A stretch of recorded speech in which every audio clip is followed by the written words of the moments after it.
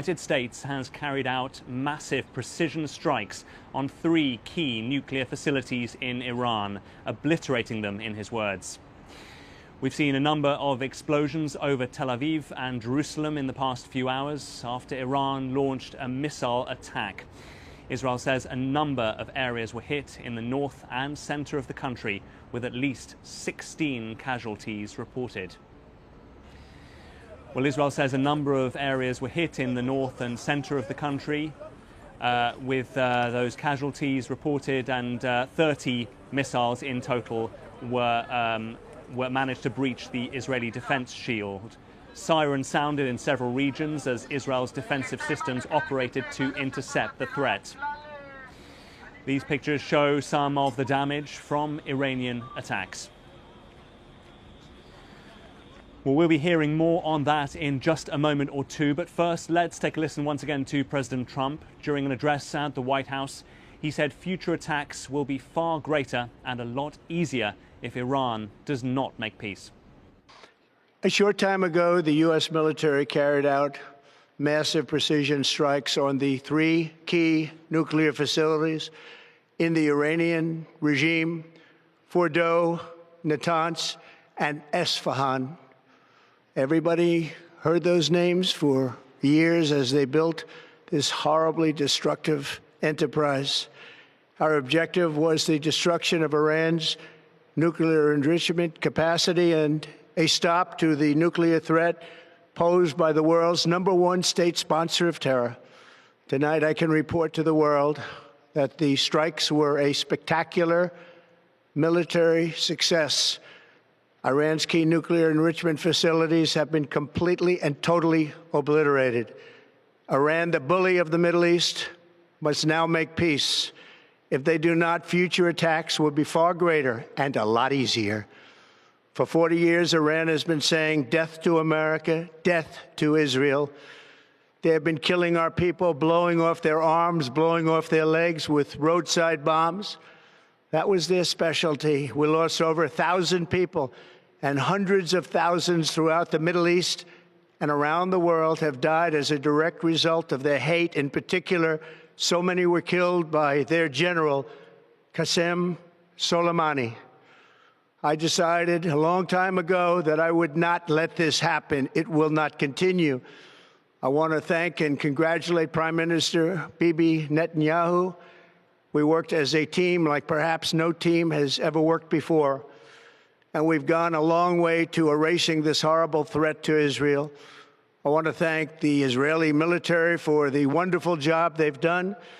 And most importantly, I want to congratulate the great American patriots who flew those magnificent machines tonight, and all of the United States military on an operation the likes of which the world has not seen in many, many decades. Hopefully, we will no longer need their services in this capacity. I hope that's so. I also want to congratulate the chairman of the Joint Chiefs of Staff, General Dan Raisin-Kane, spectacular general, and all of the brilliant military minds involved in this attack. With all of that being said, this cannot continue. There will be either peace or there will be tragedy for Iran far greater than we have witnessed over the last 8 days. Remember, there are many targets left. Tonight's was the most difficult of them all, by far, and perhaps the most lethal. But if peace does not come quickly, we will go after those other targets with precision, speed, and skill. Most of them can be taken out in a matter of minutes. There's no military in the world that could have done what we did tonight, not even close. There has never been a military that could do what took place just a little while ago. Tomorrow, General Kane, Secretary of Defense, Pete Hegseth will have a press conference at 8 a.m. at the Pentagon. And I want to just thank everybody, and in particular, God. I want to just say we love you, God, and we love our great military. Protect them. God bless the Middle East. God bless Israel. And God bless America. Thank you very much. Thank you. Well, as you heard there, President Trump said that 3 key sites were hit in Iran. Let's take a closer look at them. They were at Fordow, Natanz, and Isfahan. President Trump said that Iran's facilities had been, in his words, completely obliterated. Well, Isfahan is a uranium conversion plant, whilst Natanz is an enrichment plant. And even before the US strikes, the International Atomic Energy Agency, that's the UN nuclear watchdog, said that Natanz had sustained severe damage. But the main site hit this morning was Fordow. The uranium enrichment site is situated about 60 miles, that's about 100 kilometers south of the Iranian capital, Tehran. It is located in a mountainous region. It's thought to consist of two main tunnels that house centrifuges used to enrich uranium, as well as a network of smaller tunnels. Reaching this underground installation, which is at least 60 meters below ground, required more powerful bunker-busting bombs, which only the US has. Its official name is the GBU-57 Massive Ordnance Penetrator, and the only planes that could carry such bombs are B-2 stealth bombers, which were indeed involved today. Senior Department of Defense officials confirmed that the bomb was used in the attacks, with two being deployed for each of the three nuclear targets. Well, Israel's Prime Minister Benjamin Netanyahu spoke after the strikes, praising President Trump for the decision and for the US support for Israel. Congratulations, President Trump. Your bold decision to target Iran's nuclear facilities with the awesome and righteous might of the United States will change history. In Operation Rising Lion, Israel has done truly amazing things. But in tonight's action against Iran's nuclear facilities, America has been truly unsurpassed. It has done what no other country on earth could do. History will record that President Trump acted to deny the world's most dangerous regime the world's most dangerous weapons. His leadership today has created a pivot of history that can help lead the Middle East and beyond to a future of prosperity and peace. President Trump and I often say, peace through strength. First comes strength, then comes peace. And tonight, President Trump and the United States acted with a lot of strength. President Trump, I thank you. The people of Israel thank you. The forces of civilization thank you. God bless America. God bless Israel. And may God bless our unshakable alliance, our unbreakable faith. A delighted Benjamin Netanyahu there. But even despite the American bombing this morning, the war absolutely goes on. A little earlier, Israel confirmed that 30 Iranian missiles were fired towards Israel. We heard the sirens here. We heard the alert. We went down to our bunker very quickly for some 40 minutes. And you can see here the live pictures in Haifa in northern Israel. That's pretty close to the Lebanese border. That was one of the areas that saw direct hits of those Iranian missiles. The Israelis are now saying that there were 10 direct impacts of the Iranian missiles that got through, and at least 16 people are injured. It is reported that one of these sirens failed in Haifa to warn of an interceptor going up, and so that could potentially have explained some of the injuries up there. Here in Tel Aviv as well, there were missiles which we heard around our hotel. Our hotel shook a little bit, and we heard the whistle of the interceptions. This is the skyline now live here in Tel Aviv as Israelis wake up and try to comprehend the scale of what is happening. Let us turn now to Trita Parsi, who is Executive Vice President at the Quincy Institute for Responsible Statecraft, a think tank that advocates for a US foreign policy centered on diplomacy and military restraint. Trita Parsi, I would venture that diplomacy and military restraint is quite the opposite of what we have seen this morning. Certainly, this was an illegal attack, a violation of Article 56 of the Additional Protocol to the Geneva Convention, and done in a manner that really makes a mockery of diplomacy, because there was still an opportunity to be able to strike a deal that would be far more effective than this. We still don't know exactly what damage has been done, but it does appear extremely unlikely that the Iranian nuclear program has truly been eliminated. And that results most likely that there will be continued bombing and not this kind of a one and done that Trump seems to have envisioned. And yet, diplomacy only really works when both sides are willing to sit down and talk. And what we've had from Iran over the last few days has been not only a complete pushback, not only saying that they're unwilling to negotiate under bombardment, but saying that Europe's proposals were completely unworkable, refusing to roll back enrichment to 0%. So do you actually believe that there was any chance of getting the Iranians to engage in meaningful diplomacy? Certainly. I mean, I would remind your viewers that, of course, the United Kingdom kept on saying that that Ukraine should not have to negotiate while it was being bombarded. So it seems to be the very same logic that the Iranians have applied here. I nevertheless think that it was a mistake of them, not that they didn't talk to the Europeans, because I don't think they're that relevant in this equation any longer, but rather that they refused to engage directly with the United States. I think it would have been much better if they had done so. But when it comes to the requirement of zero enrichment, which incidentally the Europeans abandoned more than 15 years ago and were trying to convince the United States to drop as well, because they recognized correctly that as long as that was the negotiating position or the red line of the West, there would never be a deal. And the only time we've had a deal is when the West actually accepted that there would be restricted enrichment taking place in Iran under strict inspections rather than pushing for zero.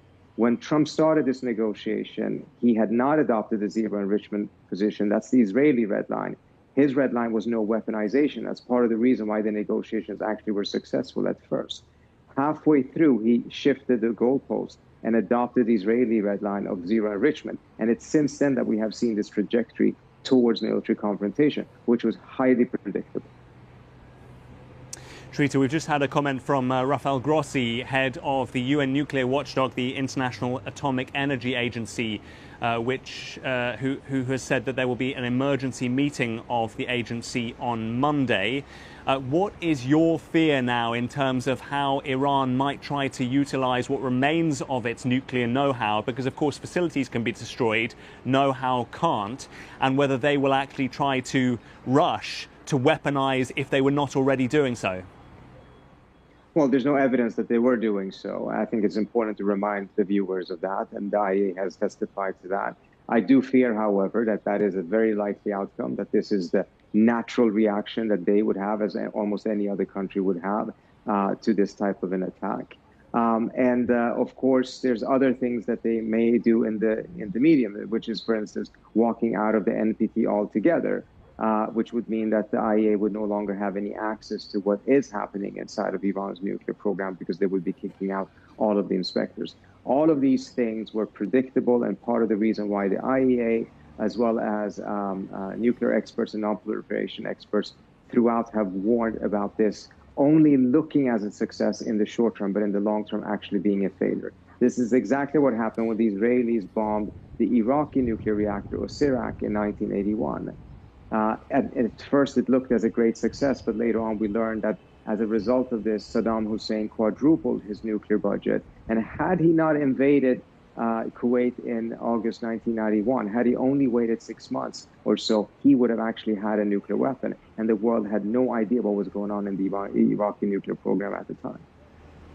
And yet, critics of Iran would say, well, look, enrichment at 60%, which is where Iran was at, in enriching about 400 kilograms of uranium to 60%. There is no other need for that.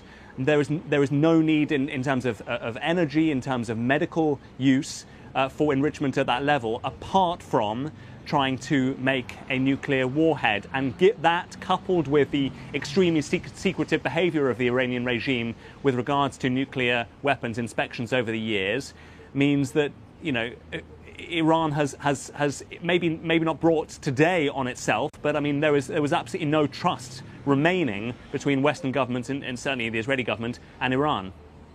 Well, the Israeli government is not part of these arrangements because it is a nuclear weapons state that is not part of the NPT. So that's not really a factor here. It is absolutely true that there is no civilian use of 60% enriched uranium, and that that this was very clear that this was part of what the Iranians viewed as their leverage that they would negotiate away. Already in the very beginning of these negotiations that Trump conducted, the Iranians agreed to go down to 3.67%, which then negates almost everything else that was part of the premise of your question, because that was part of the negotiation to get rid of that. And that option still existed. The United States and Israel chose to start war instead of actually fulfilling these negotiations. Trita Parsi, Executive Vice President at the Quincy Institute for Responsible Statecraft. Thank you very much indeed for speaking to us here on BBC News. Well, let's turn to our Chief North America correspondent, Gary O'Donoghue, who is live with us from Washington. Gary, it's still early where you are, of course, but I'm sure it's been a fairly sleepless night for all of you, just as it has been for us. Just give us your sense of the enormity of what we are seeing here, that an American president who campaigned on America first and ending the eternal wars has now actually done what was the unthinkable and attacked Iran. Yeah, and I think there is some surprise here that this has come around so quickly, particularly, Mark, after that 2-week deadline that the president issued on Thursday through his press secretary. We know that after that, of course, there was some meetings in Europe with the Iranians, and yesterday the Iranian foreign minister speaking as well. So it's possible that those public statements, along with what the Americans were hearing through the back channels, made them make up their mind pretty quickly that Iran wasn't going to, that it backed itself into a position in the same way as, in some ways, Donald Trump has backed himself into a position, setting these deadlines. So that's all kind of in the mix at the moment. There is some criticism coming from Democrats in Congress, as you can imagine. I think the question will be to what extent this split in Donald Trump's base over attacking Iran and getting involved in another foreign war, as it's put, how much that will fracture further as a result of this. One thing I think is worth bearing in mind, Donald Trump, the other day said really that, ground troops, putting boots on the ground was somewhere you really didn't want to go ever. And I wonder whether he's starting to think that perhaps using these bombers at tens of thousands of feet, using these missiles fired from submarines miles and miles away, is a sort of step short of really breaking his promise or getting involved in that sense. I think that may be a pretty optimistic view, because certainly where you are, there's clearly no doubt that America is now a combatant in this conflict. Gary, given that this is very much a unilateral American move alongside Israel, i.e. not in cooperation with America's Western partners, can we read anything into the fact that the B-2 bombers were deployed to Guam, to the US overseas territory, and which is very far away from Iran, and not, for example, to Diego Garcia, the base in the Indian Ocean that Britain still effectively runs and allows America to operate from? Can we read anything into that in terms of the Americans trying to avoid a kind of a diplomatic collision with the Brits about this? I think that's possible, although what I would say is that Donald Trump is unlike previous US presidents. He doesn't feel he needs that kind of cover from his allies. If he's going to do something, he doesn't mind doing it alone. Much of his foreign policy is about America first, and some people say America alone. So I'm not entirely sure. I mean, clearly that would have put the British government in a pretty difficult position, and maybe it didn't want to do that. David Lammy, the Foreign Secretary, was here last week, and he went off to Geneva to deliver a pretty tough message to the Iranians after having met with the National Security Council people here in Washington. America has these various options militarily, flying these B-2s, and of course they can refuel in the air. They can, be refueled in the air, so they can span the globe, quite frankly, independently. So that may well have been a factor. We'll learn, I think, in the coming days. And Mark, we're expecting in probably about 3 or 4 hours from now, a briefing from the Pentagon. The Pentagon doesn't do briefings anymore, basically, but the Defense Secretary, the Secretary of Defense, and the Chairman of the Joint Chiefs are going to stand up at 8 o'clock local time, and they will be asked a lot of questions by journalists in that room, and I'm sure that will be among them. And also, what kind, with what confidence can they at this stage say what they've achieved? Because obviously this was done at night time. They've got to wait for the satellite imagery to come in. They have other means as well of trying to bottom out what they've actually achieved. But the president, described it as a sort of total success within minutes of it happening. And I think people will feel that the jury is a little bit out on that right now until there's some more concrete evidence.